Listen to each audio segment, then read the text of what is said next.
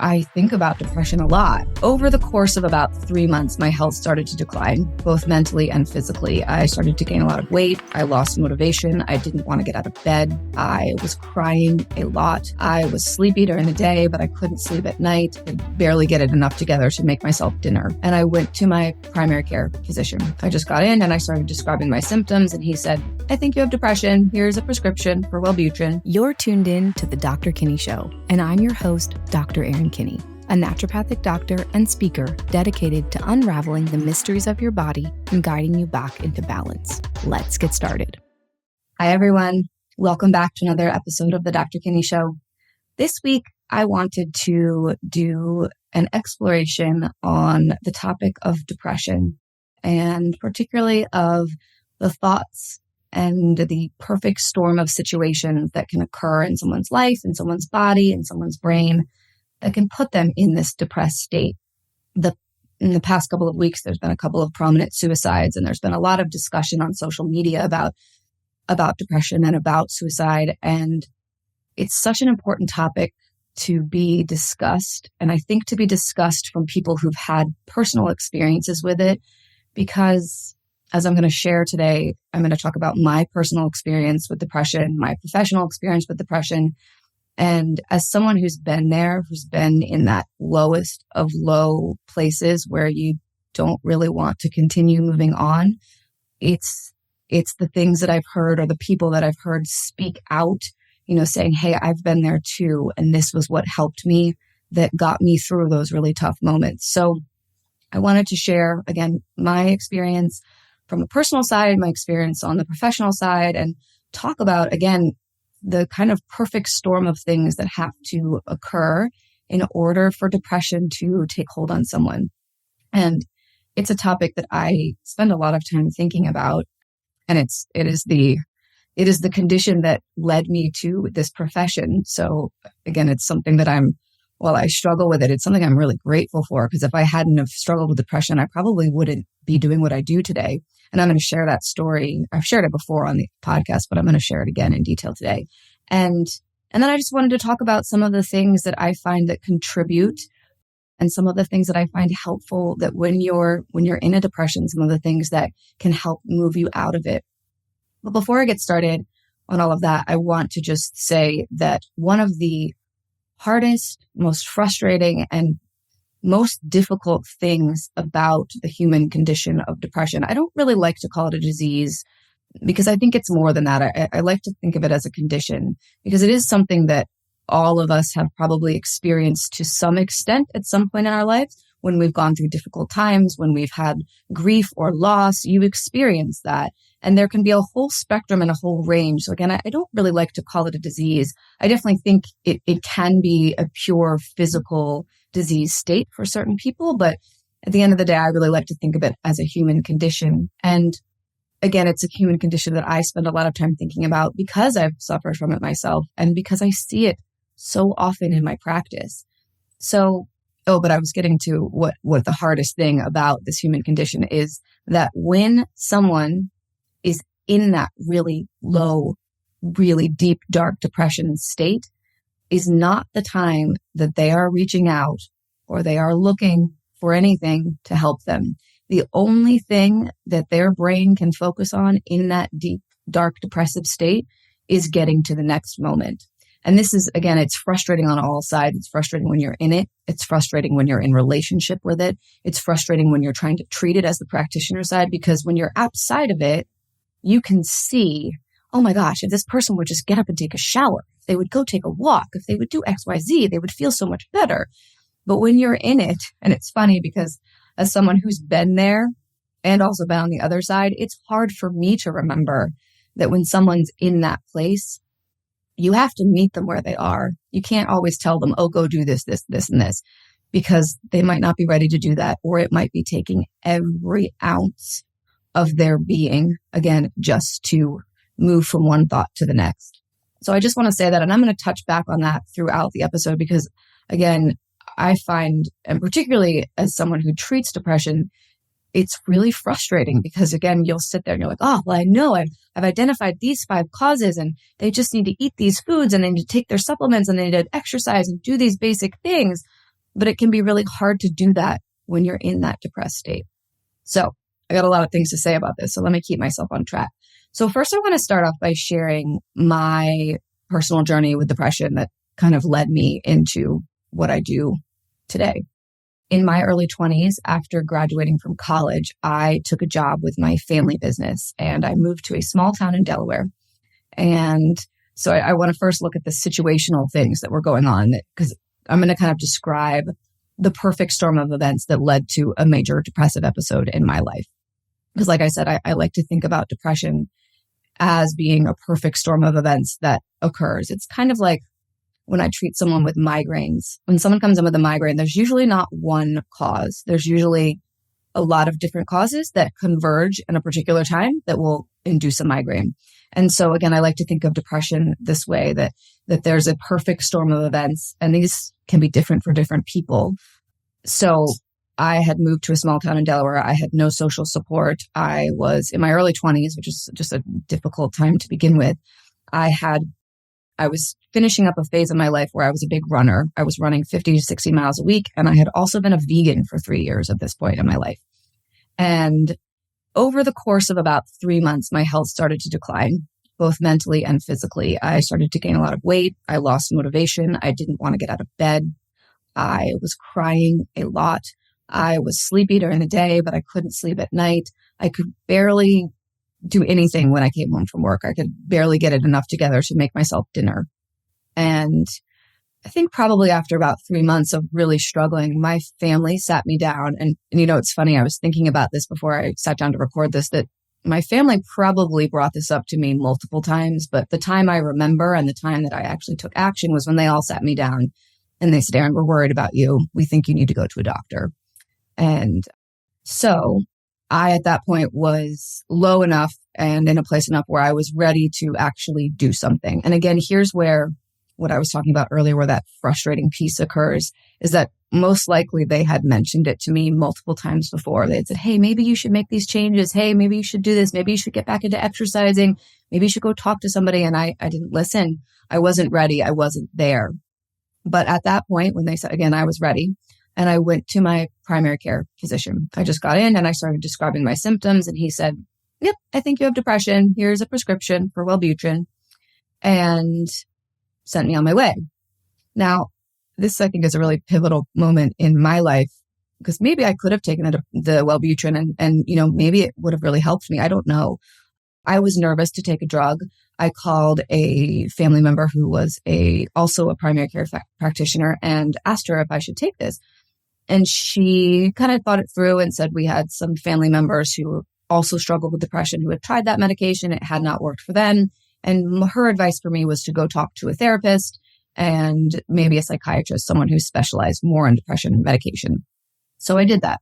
I had a therapist, but at the time, I was not regularly seeing her, which is, again, something that's common if you're in a depression. I was not seeking help. I was just trying to make it through every day. So I went back to my therapist. I started talking with her. And as I was telling her my story, she, listening to me, thought, sounds like there might be something going on with the diet and maybe something with your hormones. I really think you should go have a visit with this doctor I just met. He's a different sort of doctor. He practices something called naturopathic medicine. And I went and saw him. And he spent a very long time with me and identified that I was low in iron. I was low in B12.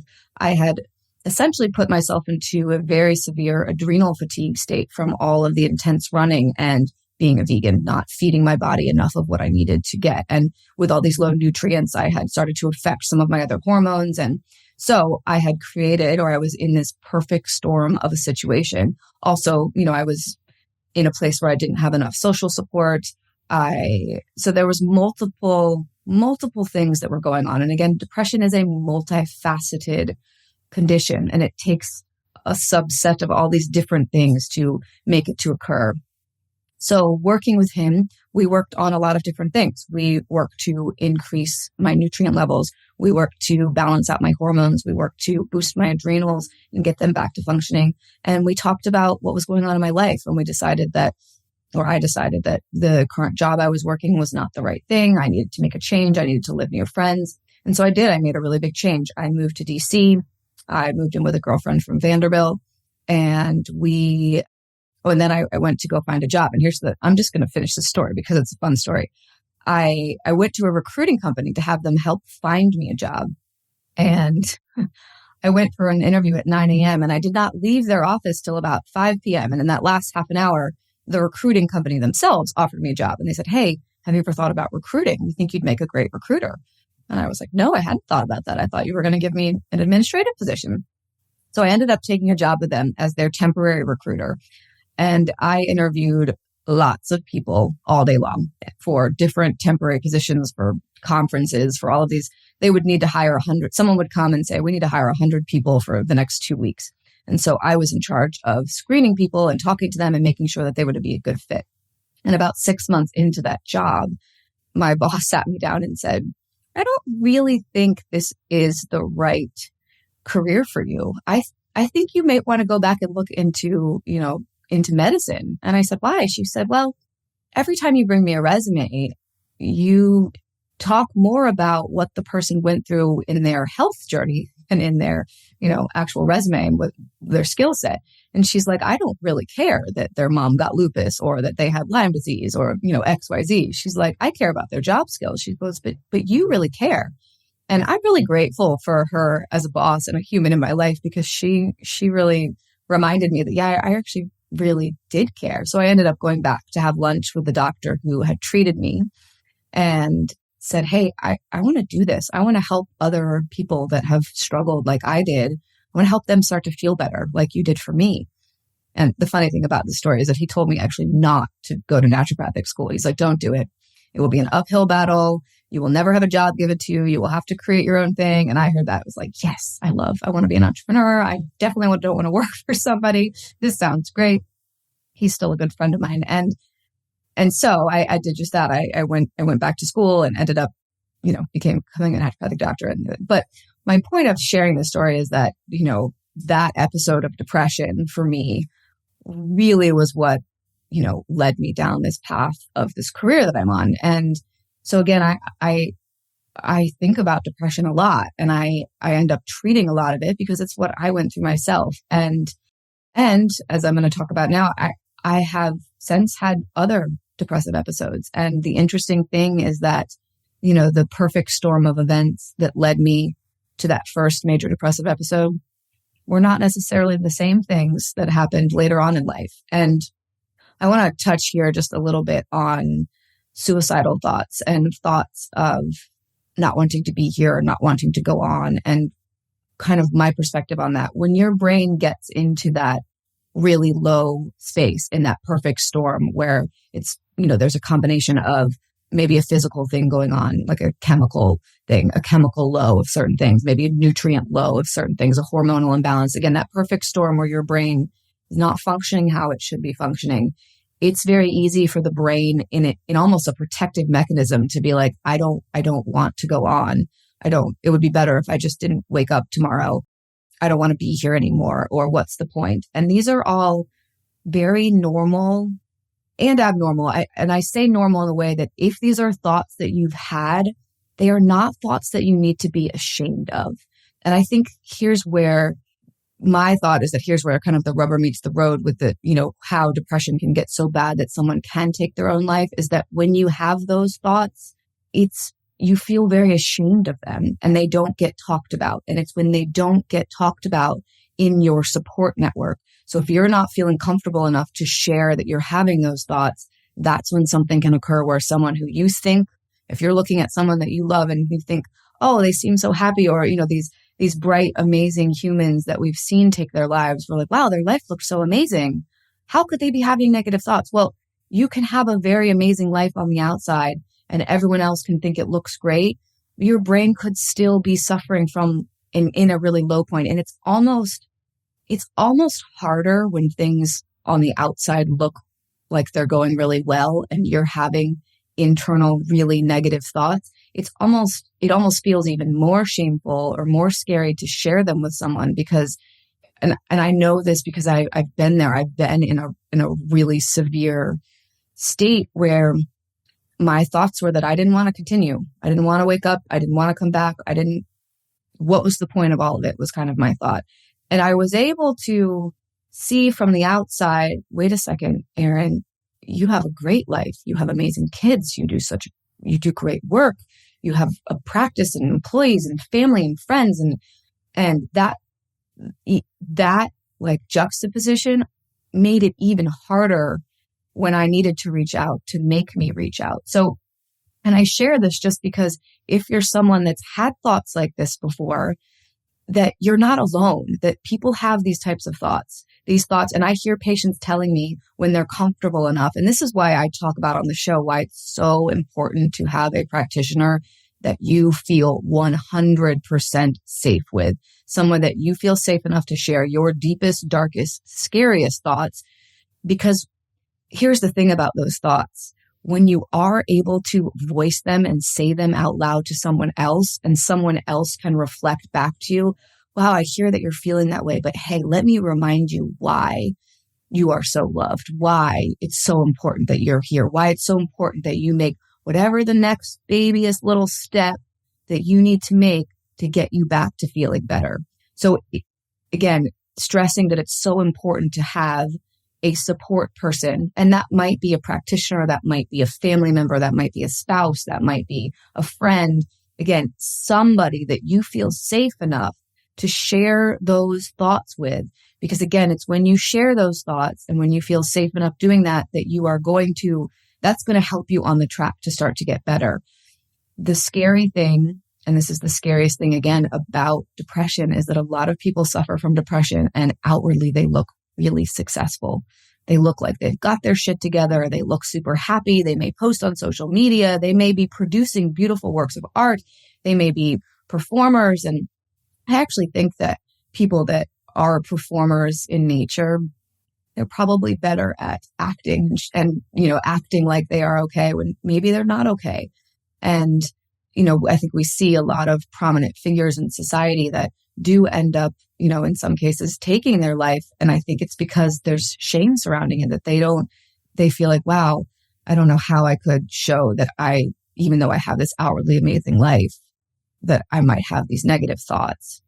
I recently saw this post by Doc Amen. If you don't follow him, he's a really great guy to follow, that someone was asking him what his top 5 tips were for, staying sane and keeping your mental health on track. And I don't remember the other 4, but I remember the first one was, do not believe every thought that your brain has. And I think this really kind of ties into what I'm talking about, is that sometimes our brains have negative thoughts, and it is actually a part of our wiring. Our brain is constantly going through things to try to keep us safe.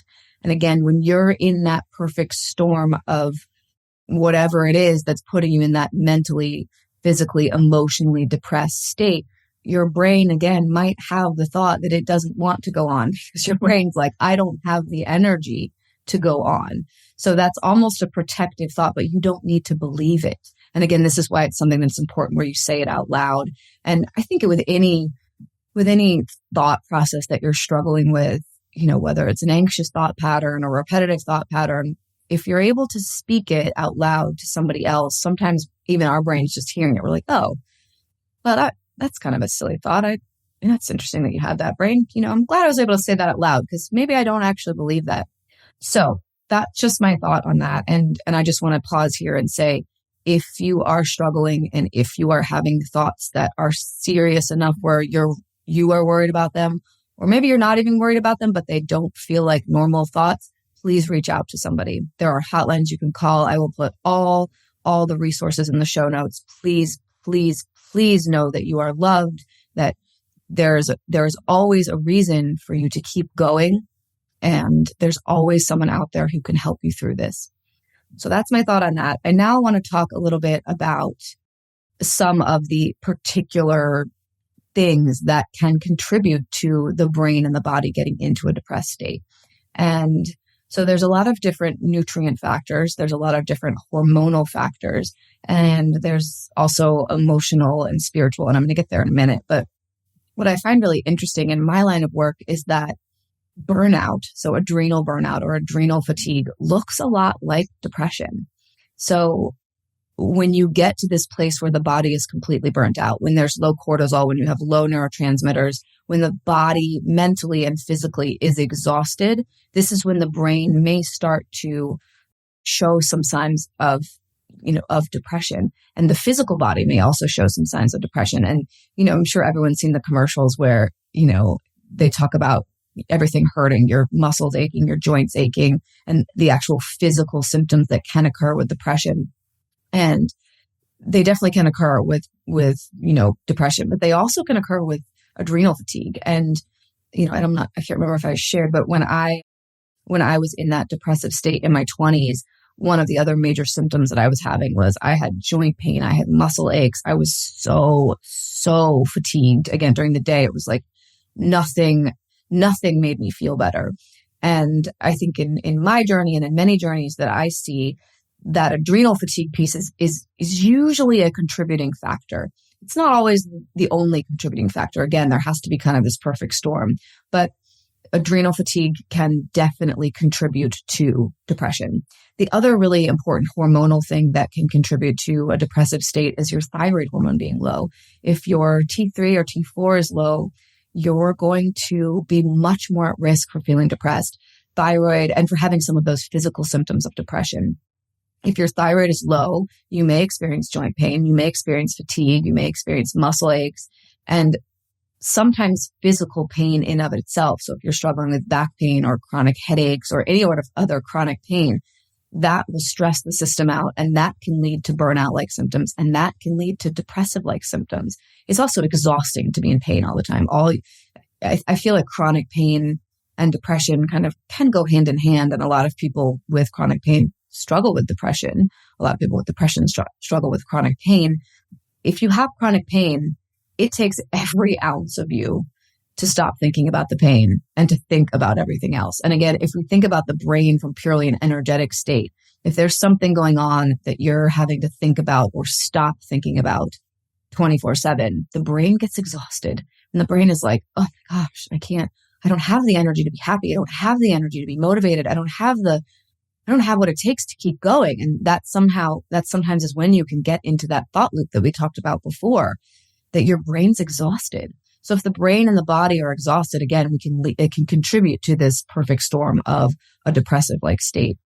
So adrenal hormones, thyroid hormones, and for men and women, your sex hormones can also play a big role. Testosterone is a really important one for both men and women. If testosterone levels get low, and this correlates with low adrenal hormones, if your cortisol starts to get low and your DHEA starts to get low, we can start to see a decline in testosterone. And testosterone is a hormone that is responsible for motivation, for get up and go, it's what helps build muscle. It helps with sex drive. It helps with kind of that drive. And, one of the major symptoms of depression can be lower drive. Right. So testosterone being low is something that can also contribute. For women, and particularly, as our hormones change throughout the cycle, every month, there are different combinations of estrogen and progesterone being out of balance in different ways that can also contribute to depression worsening, say the week before your period. There's a condition known as PMDD, which is premenstrual dysmorphic disorder, which depression can get really, really, really intense just for a short period of time right before the period. And this is typically when there's a major imbalance in progesterone and estrogen. Typically, it's from a very estrogen dominant like state where there's a ton of estrogen, not enough progesterone, and in my experience, not enough cortisol. And the cortisol takes a dip during that time. And there can be another, that can start to affect the neurotransmitters, so serotonin and dopamine, which can put you into this crazy perfect storm of extreme depression or extreme agitation right before the period.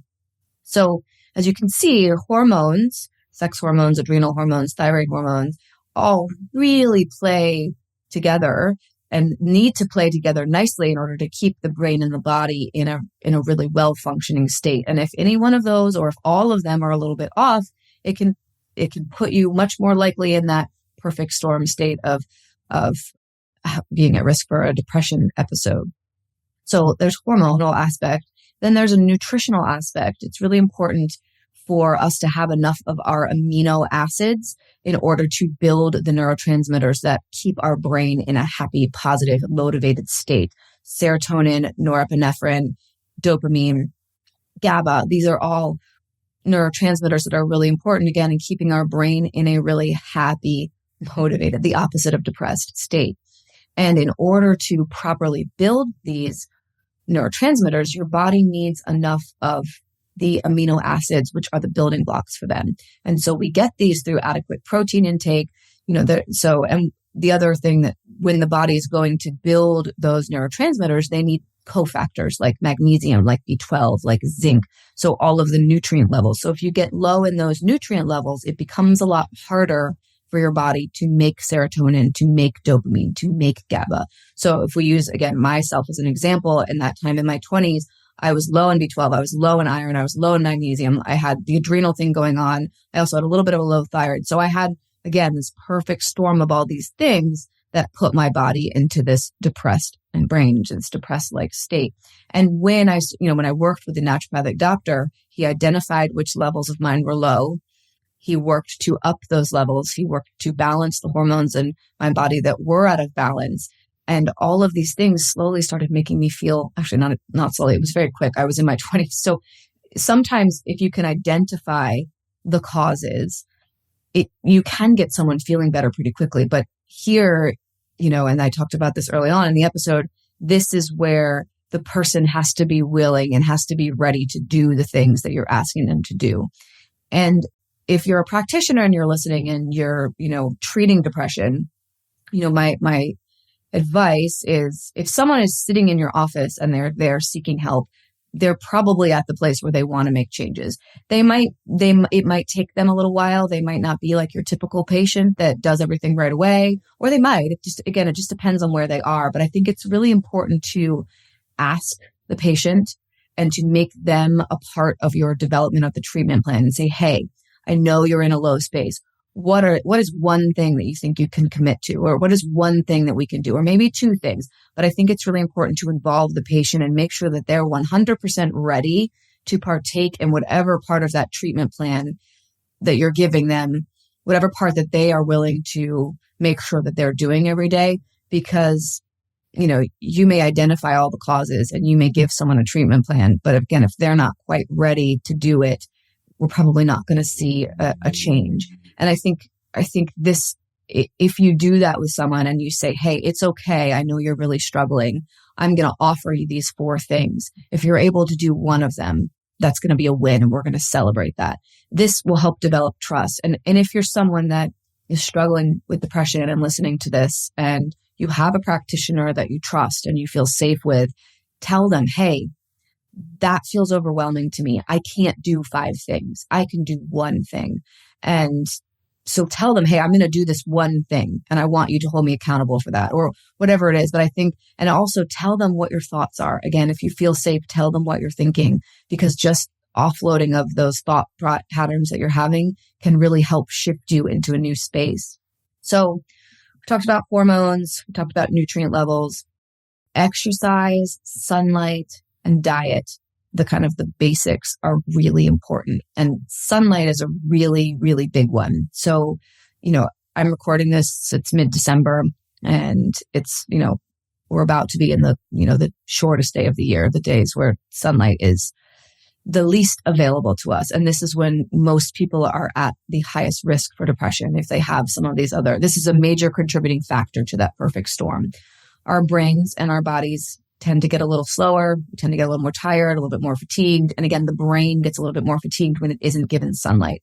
Our brain cells and our mitochondria directly respond to sunlight, and sunlight gives them energy. It gives the brain energy. And again, kind of what I've touched on a little bit is sometimes that depressed brain is in a really low energy state. So the more sunlight we can get, and if you're living somewhere where it's dark and gray all the time, there are ways around this. There are hacks. You can get a sun lamp. You can get a red light lamp. You can get other ways to expose your body to light to give your mitochondria that light that it needs in order to boost all of the cellular energy and particularly the brain's energy. It can be really, really helpful for depression.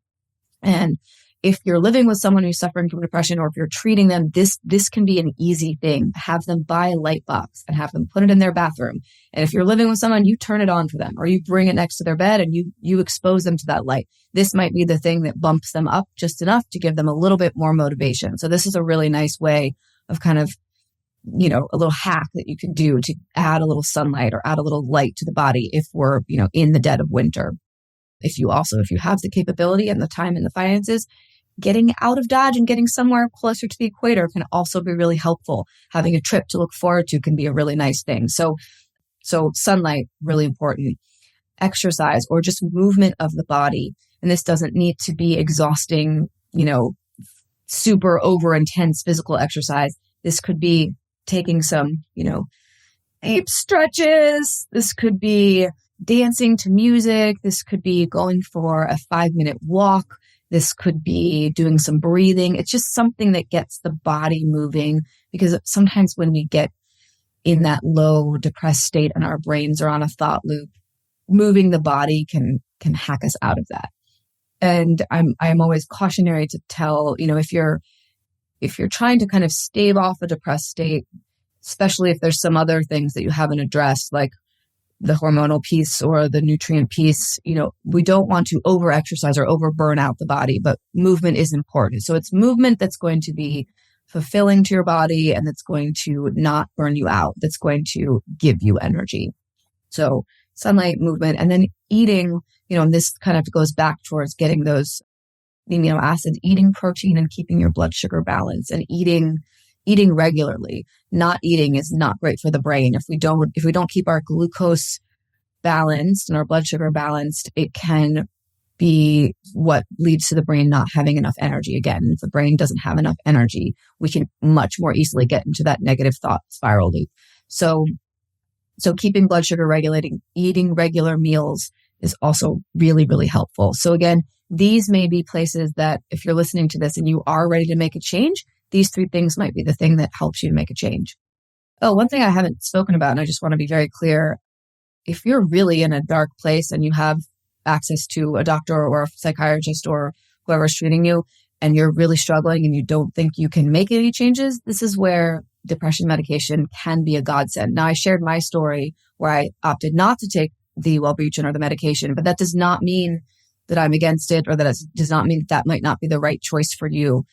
And I've done other episodes on this. Sometimes depression medication can be the thing that pulls you up out of that scary place and allows you to make the other positive changes.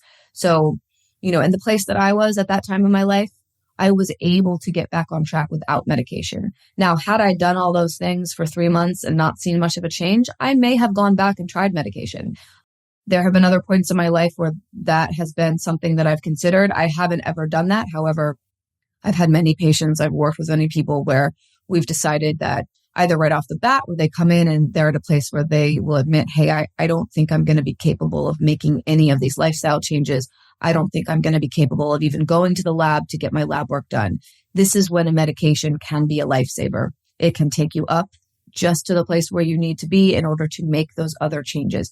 Now, this is something you want to talk to your care team about. Talk to your provider, talk to all your providers, and make sure it's the right decision for you. And the cool thing about today and medicine is that there are specific genetic tests you can run where we can actually figure out which medication you're going to tolerate the best, which one's going to work with your genes, with your neurotransmitters. So if you're nervous about, hey, like I've kind of done things naturally my whole life, but I'm really struggling, I don't know that I want to take the risk, and this didn't exist back when I went through my journey. I think had it existed when I was in my 20s, I might have got, there's a test called GeneSight where they can go in and they can say, okay, based off of XYZ genes, we can tell that you're going to tolerate these 3 medications really well, and you're not going to tolerate these 4.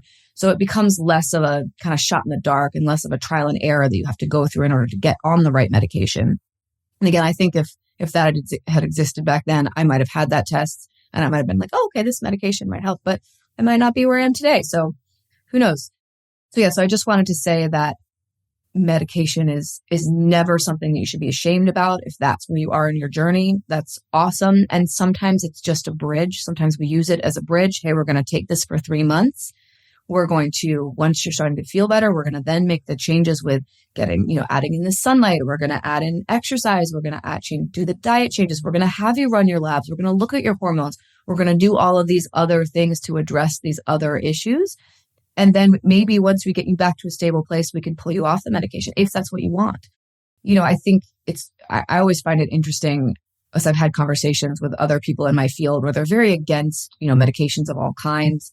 And, at the end of the day, I believe my job as a naturopathic doctor, as a provider in general, is to meet my patients where they are and to help them get better. And if that's through a natural diet, lifestyle change route, amazing. If that's through a medication, amazing. If that's through a combination of them both, also amazing. Like there's no wrong way, but we want the end result to be the same. We want you to feel good about what you're doing, and we want you to feel good. So that's my little thing on medication. So some other things that can contribute to this kind of perfect storm of depression that we've been discussing on this episode: emotional or any sort of emotional trauma, any sort of loss, grief. These are all very, very much tied to depression. And like I said, I think everyone on the planet has experienced what depression or sadness or grief feels like at some point in their life. Now, it may not last for months, or it may last for half a day, but everyone has felt loss. Everyone has felt sadness.